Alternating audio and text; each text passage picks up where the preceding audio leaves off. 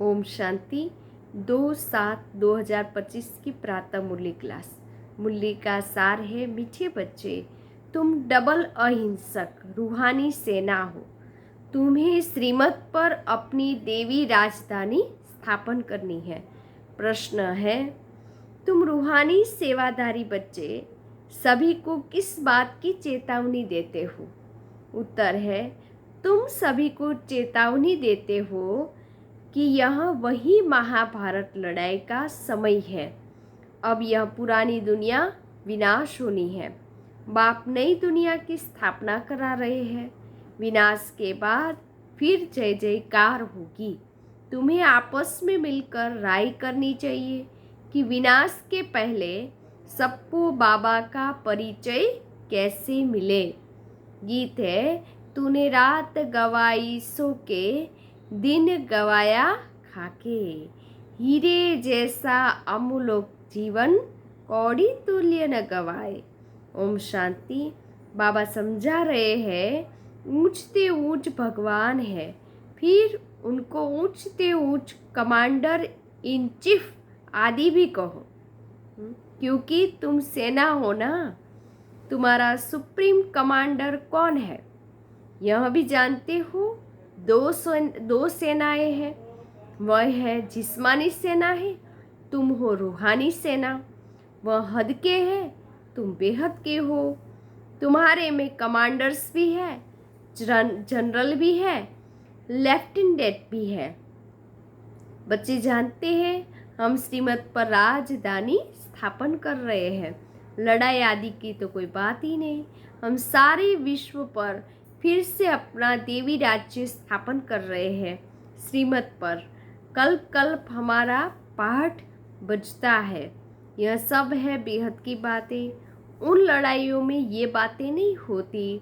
ऊंच से ऊंच बाप है, जिसको हम जादूगर, रत्नागर, ज्ञान का सागर भी कहते हैं।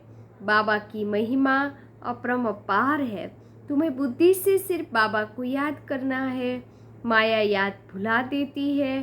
तुम हो डबल अहिंसक रूहानी सेना।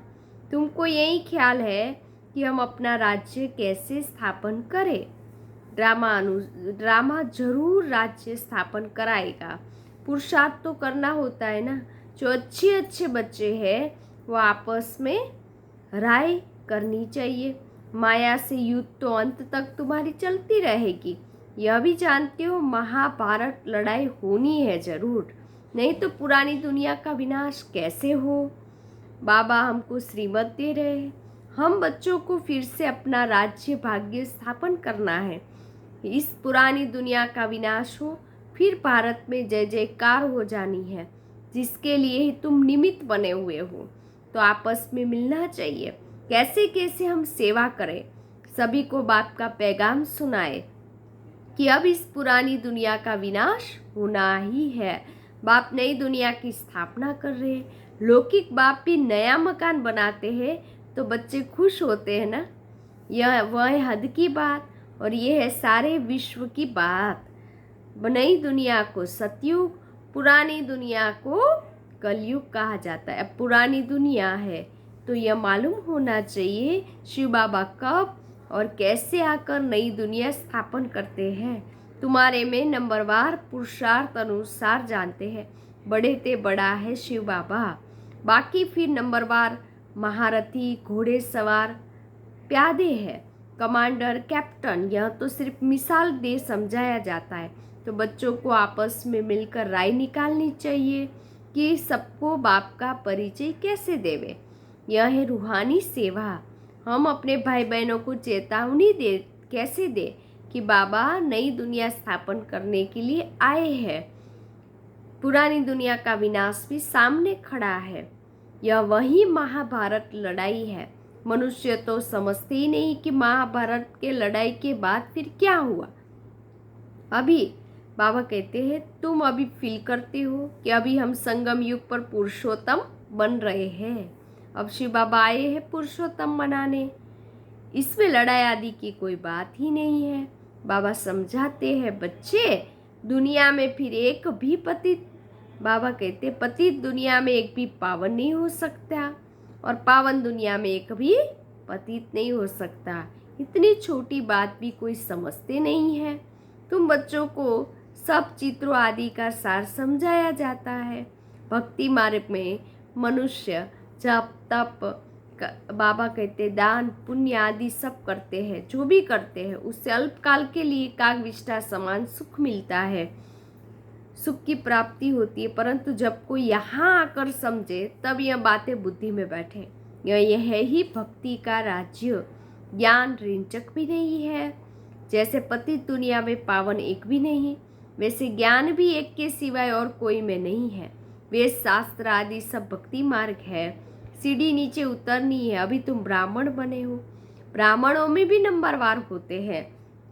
बाबा कहते हैं ब्राह्मण में भी नंबरवार सेना है। मुख्य जो कमांडर कैप्टन जनरल है आदि है, उन्हों को आपस में मिलकर राय करनी चाहिए। हम बाबा का संदेश कैसे देवे। बच्चों को समझाया है मैसेंजर पैगंबर अथवा गुरु एक ही होता है, बाकी सब है भक्ति मार्ग के संगम युगी सिर्फ तुम ही हो। यह लक्ष्मी नारायण एम ऑब्जेक्ट बिल्कुल एक्यूरेट है। भक्ति मार्ग में सत्यनारायण की कथा, तीसरी की कथा, अमर कथा बैठ सुनाते हैं। अभी बाप तुमको सच्ची सत्यनारायण की कथा सुना रहे। भक्ति मार्ग में पास्ट की बातें जो होकर जाते हैं उनका बाद में मंदिर आती बनाते हैं। जैसे शिव बाबा अभी तुमको पढ़ा रहे हैं, फिर भक्ति मार्ग में यादगार बनाएंगे। सतयुग में शिव व लक्ष्मी नारायण आदि कोई का चित्र नहीं होता। ज्ञान बिल्कुल अलग है, भक्ति बिल्कुल अलग है। बाबा कहते हैं यह भी तुम जानते हो, इसीलिए बाबा ने कहा hear no evil, talk no evil, think no evil, do no evil. बुरा मत बोलो, बुरा मत देखो, बुरा मत सुनो। तुम बच्चों को अभी कितनी खुशी है, नई दुनिया स्थापन हो रही है। सुखधाम की स्थापना अर्थ बाबा हमको फिर से डायरेक्शन दे रहे हैं। उसमें भी नंबर 1 डायरेक्शन देते हैं कि पावन बनो। पतित तो सभी है ना, तो जो अच्छे बच्चे हैं उन्हों का आपस में मिलकर राय करनी चाहिए कि सेवा को कैसे बढ़ाए, गरीबों को कैसे मैसेज देवे। बाप तो कल पहले मिसल आया है, कहते अपने को आत्मा समझ मुझ बाप को याद करो। राजधानी जरूर स्थापन होनी है, समझेंगे जरूर। जो देवी देवता धर्म के नहीं है वह नहीं समझेंगे। विनाश काले ईश्वर से विपरीत बुद्धि है ना। तुम बच्चे जानते हो हमारा धनी है शिव बाबा, इसीलिए तुम्हें न विकार में जाना है, न लड़ना है, न झगड़ना है। तुम्हारा ब्राह्मण धर्म बहुत ऊंचे है, वह शूद्र धर्म के है। तुम ब्राह्मण धर्म के हो। तुम चोटी पर हो, वह पैर है। चोटी के ऊपर है ऊंच ते ऊंच भगवान निराकार। इन आँखों से न देखने के कारण विराट रूप में चोटी ब्राह्मण और शिव बाबा को तो दिखाते ही नहीं। सिर्फ कहते देवता क्षत्रिय वैश्य शूद्र बनते हैं। विराट रूप का अर्थ कोई नहीं जानते। अभी तुम समझते हो करेक्ट चित्र बनाना है। शिव बाबा भी दिखाया है और ब्राह्मण भी दिखाए हैं। तुमको अब सबको यह मैसेज देना है कि अपने को आत्मा समझो, बाबा को याद करो। तुम्हारा नाम बाबा कहते हैं तुम्हारा काम है मैसेज देना। जैसे बाप की महिमा अपरंपार है, वैसे भारत की महिमा भी अपरंपार है। यह भी 7 रोज कोई सुने तब बुद्धि में बैठे। बाबा कहते हैं ज्ञान 7 रोज सुनना चाहिए, बाप को आना ही अंत में है। बाबा कहते हैं 7 रोज जब कोई ज्ञान सुने तब बुद्धि में बैठे। कहते फुर्सत नहीं। अरे आधा कल्प पुकारते आए हो कि ये भगवान आओ, अब वह प्रैक्टिकल में आया हुआ है। बाप को आना ही अंत में। यह भी तुम ब्राह्मण जानते हो। नंबरवार पुरुषार्थ अनुसार पढ़ाई शुरू की और निश्चय हुआ। मासूक आया हुआ है जिसको हम पुकारते हैं। जरूर कोई शरीर में आया होगा शिव बाबा।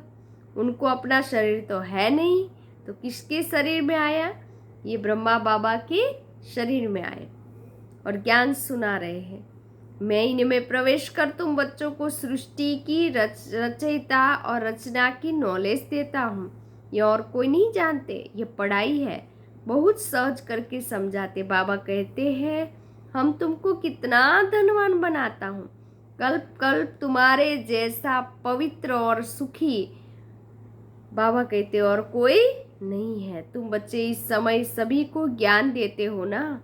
बाप तुम्हें रत्नों का दान देते हैं, तुम दूसरों को देते हो, भारत को स्वर्ग बनाते हो। तुम अपने ही तन मन धन से श्रीमत पर चलकर भारत को स्वर्ग बना रहे हो। कितना ऊंचा कार्य है। तुम गुप्त सेना हो, किसको भी पता नहीं है। तुम जानते हो विश्व की बादशाही ले रहे हैं, श्रीमत द्वारा श्रेष्ठ बनते हैं। अब बाप कहते माँ में कम याद करो। श्री कृष्ण तो ऐसा कह न सके, वह तो प्रिंस था, सतयुग का राजकुमार था। तुम प्रिंस बनते हो ना। सतयुग त्रेता में पवित्र प्रवृत्ति मार्ग था, पवित्र प्रवृत्ति मार्ग है। अपवित्र राजा है, पवित्र राजा रानी लक्ष्मी नारायण की पूजा करते हैं। पवित्र प्रवृत्ति मार्ग वालों का राज्य चलता है। फिर होता है अपवित्र प्रवृत्ति मार्ग, आधा आधा है न, दिन और रात। लाखों वर्ष की बात हो फिर आधा आधा हो न सके। लाखों वर्ष हो तो फिर हिंदू जो वास्तव में देवता धर्म के, उनकी संख्या बहुत बड़ी होनी चाहिए, अनगिनित होने चाहिए। अभी तो गिनती करते हैं ना। यह ड्रामा में नूंद है, फिर भी होगा। मौत सामने खड़ा है। यह वही महाभारत लड़ाई है। तो आपस में मिलकर सेवा का प्लान बनाना है। सर्विस करते भी रहते हैं, नए नए चित्र निकलते हैं, प्रदर्शनी भी करते हैं। अच्छा फिर क्या किया जाए बताओ। अच्छा रूहानी म्यूजियम बनाओ, खुद देखकर जाएंगे तो फिर औरों को भेजेंगे। गरीब अथवा साहूकार धर्माऊ तो निकालते हैं ना, साहूकार जास्ती निकालेंगे। इसमें भी ऐसे है, कोई 1000 निकालेंगे, कोई कम निकालेंगे, कोई तो 2 रुपये भी भेज देते हैं। कहते 1 रुपये की ईंट लगा देना। आज बाबा 2 दिन से सेंटर खोलने के लिए बाबा कहते हैं, कई गरीब के बोलते हैं इसमें 1 रुपये की ईंट लगा देना। 1 रुपया 21 जन्मों के लिए जमा करना। 1 रुपया दिया माना 21 जन्मों के लिए जमा किया। जमा करना यह गुप्त है। गरीब का 1 रुपया साहूकार का 1000 बराबर होता है। गरीब के पास ही थोड़ा तो क्या कर सकते हैं। गरीब के पास है ही थोड़ा तो क्या कर सकते हैं, हिसाब है ना। व्यापारी लोग धर्माव निकालते हैं। अब क्या करना चाहिए, बाप को मदद देनी है। बाप फिर रिटर्न में 21 जन्म के लिए देते हैं। बाबा आकर गरीबों को मदद करते हैं। अब तो यह दुनिया ही नहीं रहेगी, सब मिट्टी में मिल जाएगा। यहाँ यह भी जानते हो स्थापना जरूर होनी है। कल्प कल्प पहले मुआफिक निराकार बाबा कहते बच्चों देह के सब धर्म को त्याग, एक शिव बाबा को याद करो। यह ब्रह्मा भी रचना है ना। ब्रह्मा किसका बच्चा है, किसने क्रिएट किया, शिव बाबा ने। ये कोई नहीं जानते। बाप आकर सत्य बातें समझाते। ब्रह्मा भी जरूर मनुष्य सृष्टि में ही होगा। ब्रह्मा की वंशावली गाई हुई भगवान मनुष्य सृष्टि की रचना कैसे रचता है कोई नहीं जानते। ब्रह्मा तो यहाँ होना चाहिए। बाबा कहते हैं जिसमें हमने प्रवेश किया यह भी बहुत जन्मों के अंत वाला है। इसने पूरे 84 जन्म लिए। ब्रह्मा कोई क्रिएटर नहीं है, क्रिएटर तो एक निराकारी है। आत्मा ये भी निराकार है, वह तो अनादि है, किसी ने क्रिएट नहीं किया। फिर ब्रह्मा कहाँ से आया। बाबा कहते मैंने इसके शरीर में प्रवेश कर इनका नाम बदली किया। तुम ब्राह्मणों के भी नाम बदली किए हैं। तुम हो राज ऋषि। शुरू में संन्यास कर साथ में रहने लगे तो नाम बदली कर दिया। फिर देखा माया खा जाती है तो माला बनाना, नाम रखना छोड़ दिया। आजकल दुनिया में हर बात में ठगी बहुत है। दूध में भी ठगी है ना, दूध में पानी मिलावट कर दे तो दूध में भी ठगी। सच्ची चीज़ तो मिलती नहीं है। बाप के लिए भी ठगी, स्वयं को भी। बाबा कहते शिव बाबा के लिए भी ठगी, स्वयं को ही भगवान कहलाने लगते हैं। अभी तुम बच्चे जानते हो आत्मा क्या है, परमात्मा क्या है। तुम्हारे में भी नंबरवार पुरुषार्थ अनुसार है।